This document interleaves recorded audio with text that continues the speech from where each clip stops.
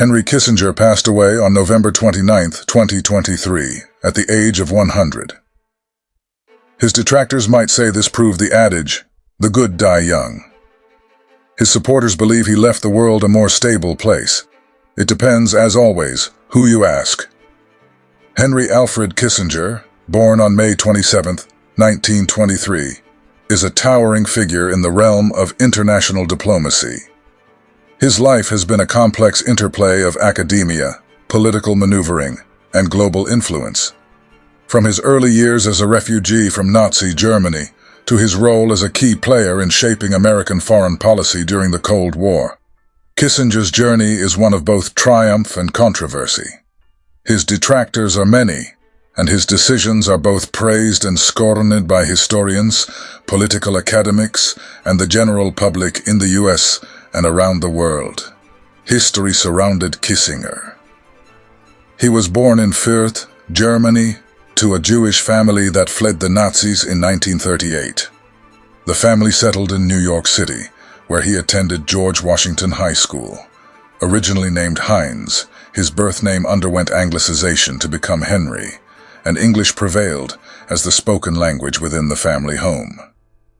After high school, he enrolled at the City College of New York, where he pursued studies in accounting. However, his academic path took a significant turn with the advent of the Second World War. Kissinger was conscripted and deployed to Germany as a private in 1944, where he found placement in Army intelligence. His responsibilities involved dismantling Nazi sleeper cells, a mission that earned him the Bronze Star and led to a promotion to the rank of Staff Sergeant. His fluency in the German language and his keen intelligence were assets in this work. His military service provided some practical insights into the complexities of global affairs. After the war, Kissinger's experiences in military intelligence contributed to his interest in international relations and geopolitics. This laid the foundation for his future career in diplomacy and foreign policy. Back in the US, he utilized the GI Bill to attend Harvard University, where he earned both a bachelor's degree and a doctorate in political science. Kissinger's academic prowess became evident early on. He joined the faculty at Harvard, eventually becoming a professor of government. His expertise in international relations and his deep understanding of geopolitics garnered attention, especially after the publication of his influential book, A World Restored, Metternich, Castlereagh, and the Problems of Peace, 1812 to 1822. Published in 1957, the book delves into the period following the Napoleonic Wars, examining the efforts of key European statesmen to establish a stable and lasting peace in Europe. Stability between nations was already a theme of Kissinger's work that appears repeatedly over his career. His book demonstrated Kissinger's ability to analyze historical events through a geopolitical lens. Establishment figures began to take notice of the young man, and his ascent into the world of foreign policy accelerated during the 1960s. Kissinger was hired as a consultant to the National Security Council, where he played a crucial role in advising Presidents John F. Kennedy and Lyndon B. Johnson on matters of national security and international relations. His reputation as a shrewd strategist and his mastery of realpolitik, the notion that politics should be guided by pragmatic objectives rather than ideological principles, made him a sought-after voice in Washington. Realpolitik has its origins in mid-19th century Germany and is attributed to the political theorist and statesman Ludwig von Rothschild. Realpolitik, translated as realistic politics or practical politics, emerged as a response to the political and social changes occurring in Europe during the 19th century. Rothschild advocated for a pragmatic and realistic approach to politics that prioritized practical considerations over idealistic or moralistic principles. It was during the tenures of Kennedy and Johnson that the U.S. became increasingly involved with the expanding war in Southeast Asia.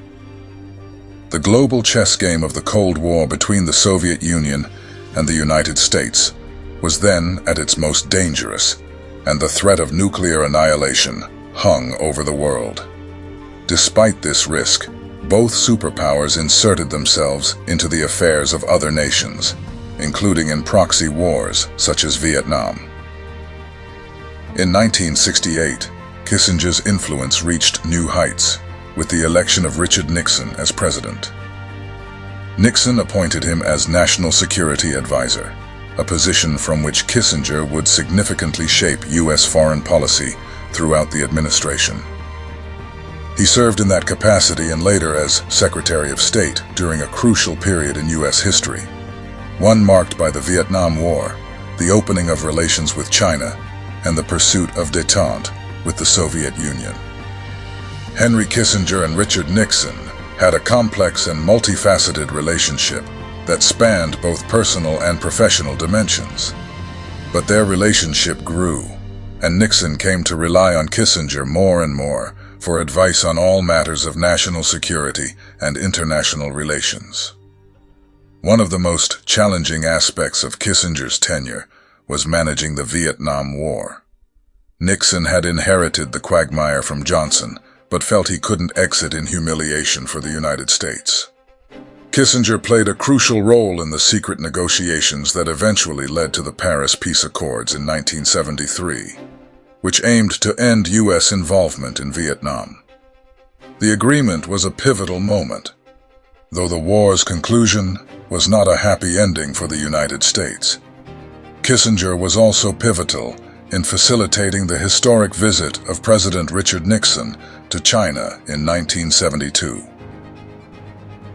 The visit marked a significant shift in U.S. foreign policy and international relations during the Cold War.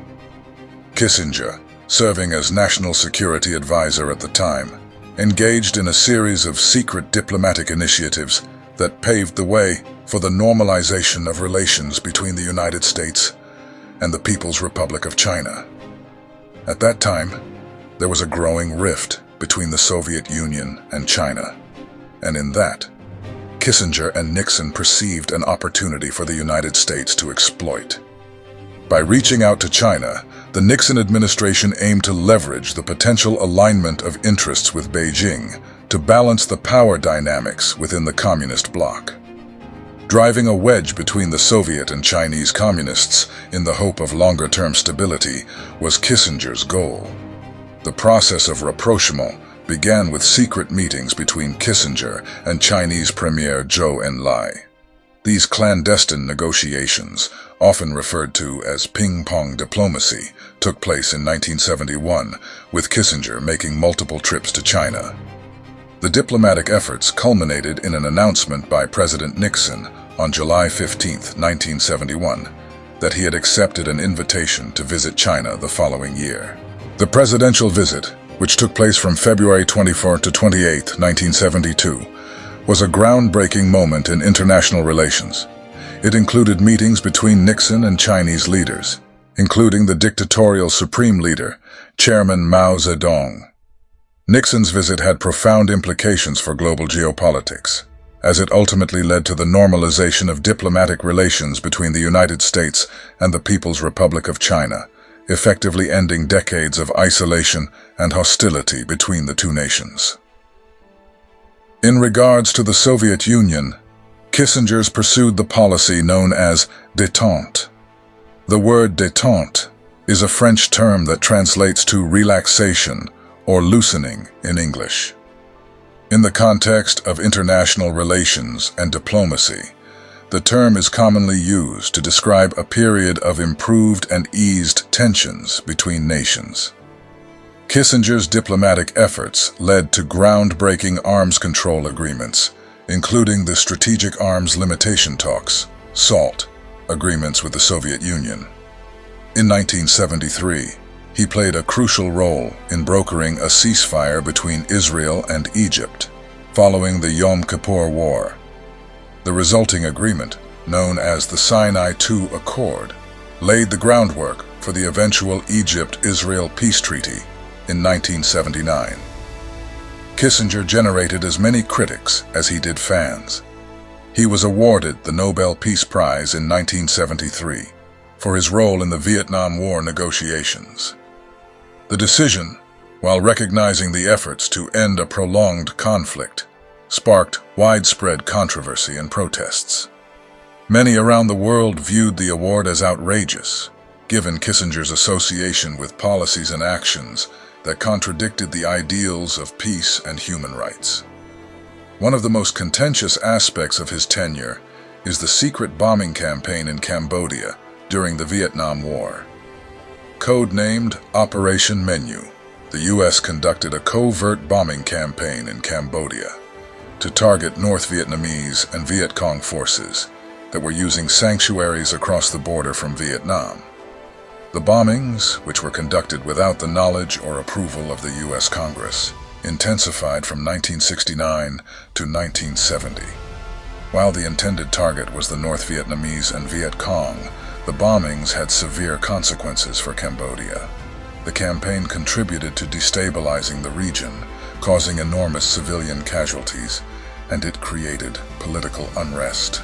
The Khmer Rouge, a communist insurgency group led by Pol Pot, took advantage of the political chaos and instability in Cambodia. The U.S. bombing campaign, along with other factors, is considered to have played a role in creating conditions that allowed the Khmer Rouge to gain support and eventually seize power in 1975. Genocide ensued in Cambodia from 1975 until 1979, when Vietnam invaded and overthrew the Khmer Rouge. An estimated 2 million people died under Pol Pot's rule.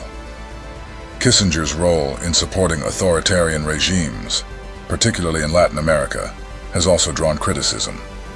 Accusations of human rights abuses, including the U.S. backing of oppressive regimes, have followed him over time.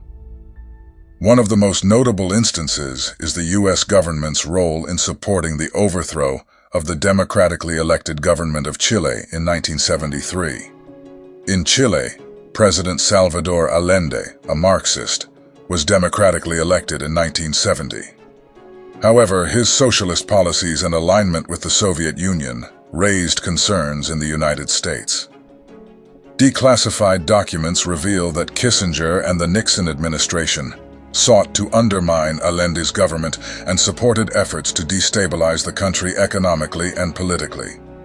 The U.S. government provided assistance to opposition groups, including those in the military, that eventually led to a coup on September 11, 1973. The military junta, led by General Augusto Pinochet, came to power, resulting in a period of authoritarian rule marked by human rights abuses. Despite their collaboration, there were moments of tension and mistrust between Kissinger and Nixon. Nixon was known for his secretive management style, and Kissinger sometimes felt excluded from certain decision-making processes. Additionally, the Watergate scandal, which ultimately led to Nixon's resignation in 1974, strained their relationship. Kissinger remained loyal to Nixon during the ordeal, but acknowledged the challenges it presented. President Gerald Ford retained Kissinger as Secretary of State. One of Kissinger's most notable achievements during this period was his involvement in the Middle East peace process. He engaged in what became known as shuttle diplomacy, shuttling between various capitals to negotiate agreements. After leaving government service in 1977, Kissinger returned to academia and became a prolific author and sought-after speaker. His memoirs, including White House Years and Years of Upheaval, provided insights into the inner workings of U.S. foreign policy during a tumultuous period. In the years that followed, Kissinger continued to advise political leaders and contribute to foreign policy debates. However, his influence waned, and his views on issues such as the Middle East and U.S.-China relations became subjects of ongoing scrutiny. Henry Kissinger's legacy is a complex tapestry of diplomatic achievements and moral controversies. His realpolitik approach to international relations, characterized by a focus on practical outcomes over ideological concerns, has left an indelible mark on U.S. foreign policy on American citizens and people around the globe. To some, he was a monster. To others, a pragmatic and patriotic diplomat, trying to do his best in a brutal and chaotic world. Numerous presidents since Nixon consulted with Kissinger over the ensuing decades, and he remained a thinker who official Washington listened to right up to the time of his death. That he was a major player to 20th century history is undeniable. The enduring debate over his legacy underscores the challenges and complexities of navigating the intricate world of global diplomacy. Historians are not done with Henry A. Kissinger. Thanks for watching. History never ends.